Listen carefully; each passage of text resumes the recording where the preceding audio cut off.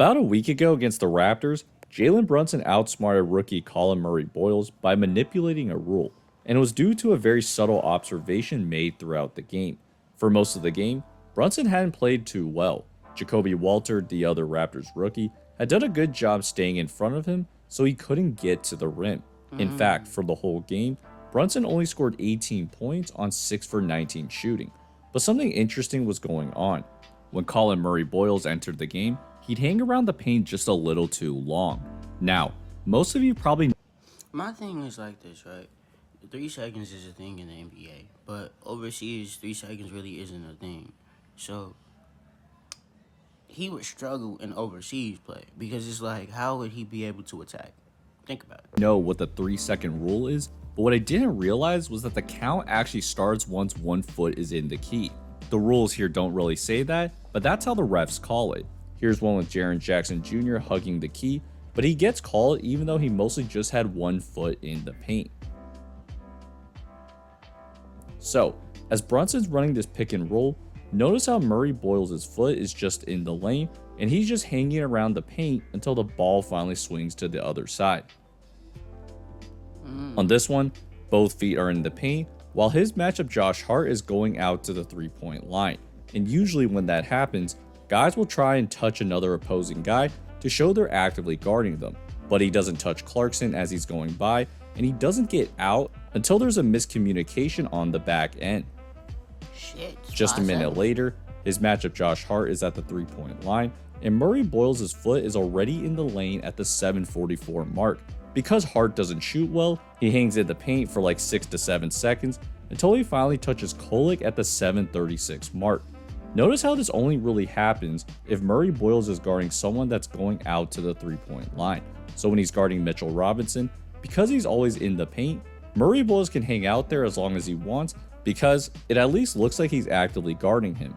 So late in the fourth quarter, Brunson was looking for his opportunity to see how far he would take this, and with 4:35 left, he had the perfect opportunity. Murray Boyles is technically guarding Yabusele, who's at the 3-point line, but he's more worried about Brunson driving to the rim. So when he gets in the lane, Brunson immediately starts to count, and the rookie's in there for at least 5 seconds before the ref finally calls it. At another angle, Brunson yells 3 seconds at least twice before the ref finally Look at that light skin nigga. folds and calls it, and Murray Boyles must have just not been aware because he Why does he wear 00? says, was just holding the ball. part of the reason I think it took the ref so long is because that's not his call. This should really be this ref's call at the bottom of the screen. Now, given the fact that there's not much else going on, he really does need to make this call. But because they hadn't called it all game, Brunson wanted to take it into his own hands and get the ref's attention. Alright, so why does Brunson care about this so much? Yes, he gets his free throw, but there's much more to this.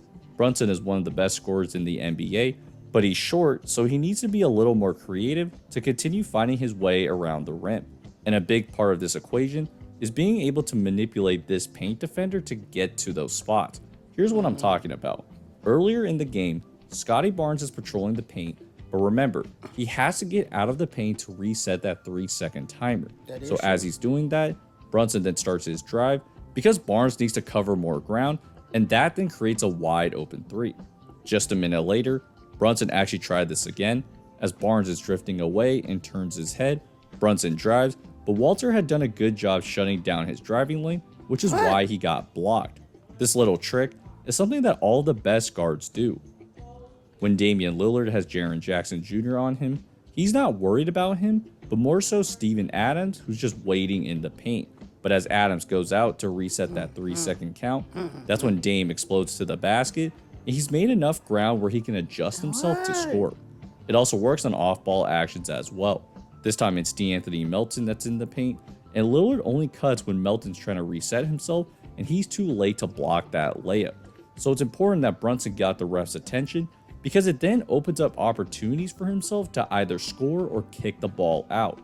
Now Murray Boyles got taken out after he got exposed, so we couldn't see what would happen next. Ultimately though, Brunson is one of the best players because of noticing little things like this, and the Knicks ended up blowing out the Raptors in the process. So, hope you guys enjoyed it. If you like, Shout out, bro, man. Put God first, God bless you first, not second. First option of a second option. Ball every day like it's your last. Stay thankful to the man most high. I'll be back.